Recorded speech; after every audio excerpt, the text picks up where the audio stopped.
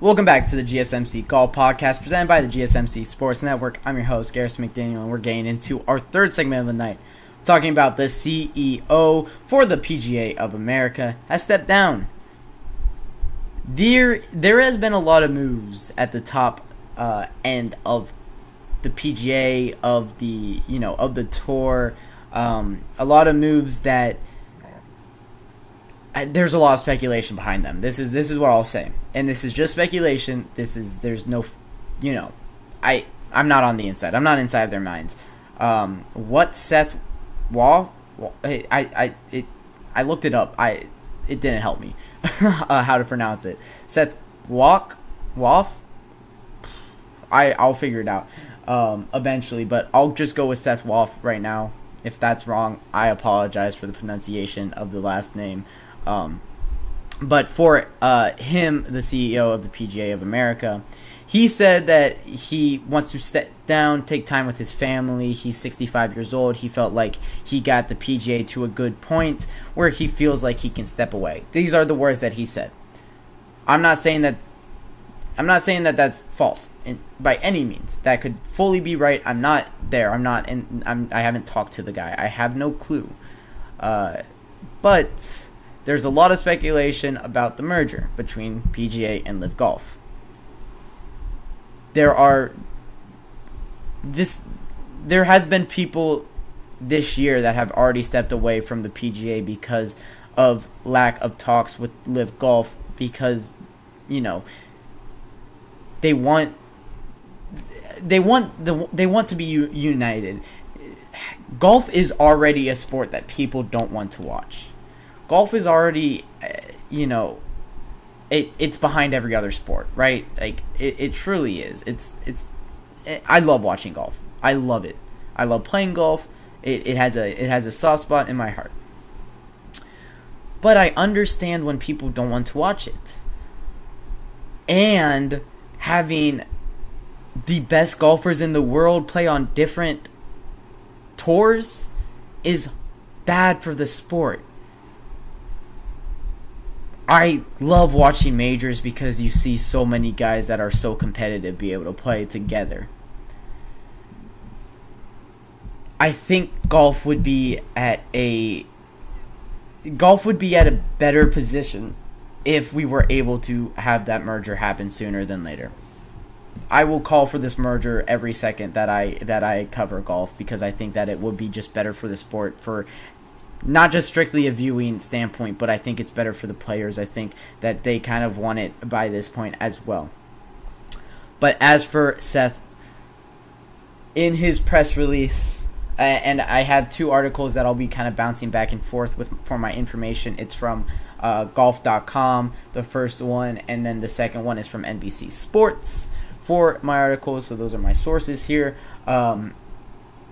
In a press release, Seth Woe said, "I am proud of all that we have accomplished for our more than 30,000 PGA of American golf professionals and the game. I have enjoyed every moment serving alongside all of my colleagues, all the various officers and board members, and getting to know so many of our dedicated members who are on the front line of the game that we love every day of the year. The day-to-day game has never been stronger but more beloved or better positioned for the future because of their passion and how we have all worked together to make millions of lives better through our remarkable sport."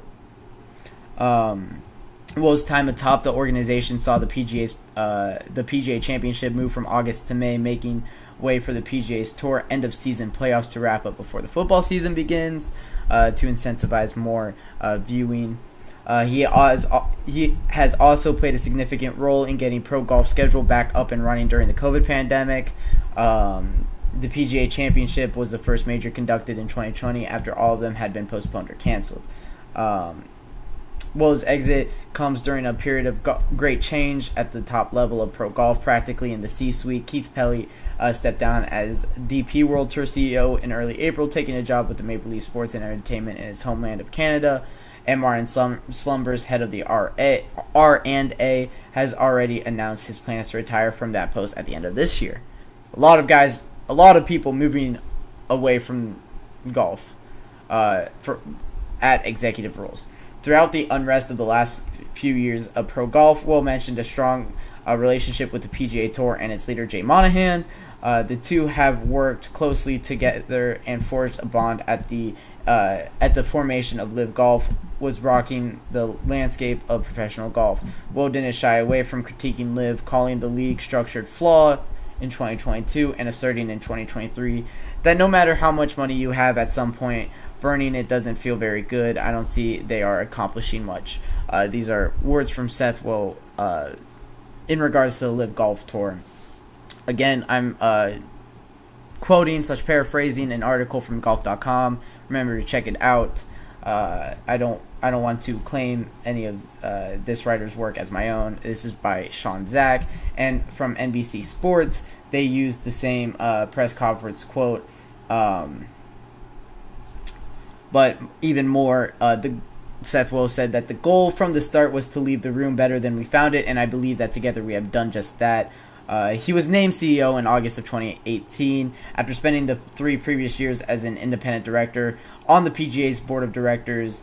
His accomplishments while CEO included negotiating the PGA's 11-year media right deal with CBS and ESPN, facilitating other partnerships with Rolex and T-Mobile, moving PGA headquarters from Frisco to Frisco, creating the first deferred compensation retirement plan for PGA members, leading the $100 million PGA Reach Foundation campaign to impact lives through golf, and helping raise over $35 million for PGA Places to Play, one of the organization's effort toward inclusivity of the game. He has done a lot of great work as the CEO of the PGA of America. Also, he did a lot of great work during the pandemic. Will also helped establish a nearly $8 million emergency relief fund. But he did a lot of good things. And, I mean, just thinking about the game since 2018, there's a reason that Scottie Scheffler was able to go out and make so much money playing golf. This is pocket watching, I guess you could say. But the guy has set the record for most money won in a year, 3 years straight now. That's because, first off, he's a fantastic golfer and he's winning a lot of events, but it's also because all these purses have moved significantly higher. I mean, you're getting $25 million for a golf tournament, or not you're getting 25, but a purse is $25 million for a golf tournament. The FedEx Cup playoffs, the Tour Championship has an $100 million purse. And you have the Comcast Business Top 10. You have the another PGA award that gets you $8 million. You're able to make a lot of money playing golf, and that is in large part to the work that Seth Wolf, I think that's how you pronounce it. I'm struggling here, guys. I think that's how you pronounce it. But a lot of the work that he did was through sponsorships, getting these purses higher. We talk about the retirement fund that he set up for the PGA Tour members, which is really important. Every professional sport has a retirement fund that a lot of athletes need. Like, I know the NBA is so important with the retirement fund. You have to play, I think, 8 years in the NBA and you get it. And a lot of guys use that and really enjoy having that, I would say. NFL has a retirement fund. I believe NHL does, and MLB also does. So that's an important part. These purses going way, way higher is really important. I mean, T-Mobile and Rolex are two huge sponsors for golf. Negotiating those deals is a huge feather in his cap. Getting 11 years with CBS and ESPN is huge. I love watching golf.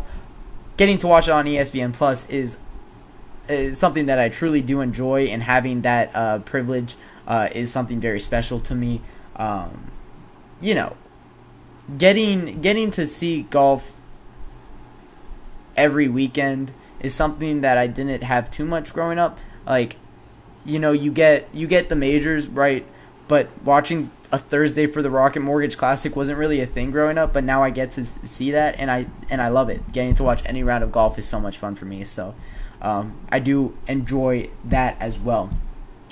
He also, the PGA of America has 31,000 members, so he said on Golf Central, "I always had this goal to leave the room a little bit better than we found it, and together with our folks, the board, all 31,000 members, I feel like we've done that. That the game's in better shape." And it does make sense. I think the game is in better shape than when he came in 2018. it was in a good shape in 2018. I think that he just built upon what he needed to build upon, and I think that that's important in this game, that we just keep moving forward and we keep building it. We get more and more people to play golf, enjoy golf, watch golf. It's a fun sport. I really think that it is one of the more pure and fun sports. These athletes are battling with nothing but themselves, and golf's hard. Golf is hard. I'm like a 30 handicap. I and the first one that gets to say that this sport is extremely difficult. So I enjoy the things that Seth Waugh has done for the PGA, getting the purses higher. All these athletes, I bet, enjoy that as well. So he steps down from being the CEO of PGA of America. I believe he's going to an advisory role, so will remain still close with golf, but he is stepping down from the CEO role. Now we have a vacancy. We'll see who fills that vacancy in the coming months, but it will be important to get somebody in that is experienced and knows what they're doing, because this is a huge role in golf, and they can definitely help keep moving this thing forward. And who knows, maybe the next CEO can move towards a merger. I'll talk about that until it actually happens. I pressed the wrong segment, but that'll wrap it up for our third segment of the night. When I come back from my third break of the night, we'll be talking about Miles Russell, him making his PGA Tour debut at just 15 years old.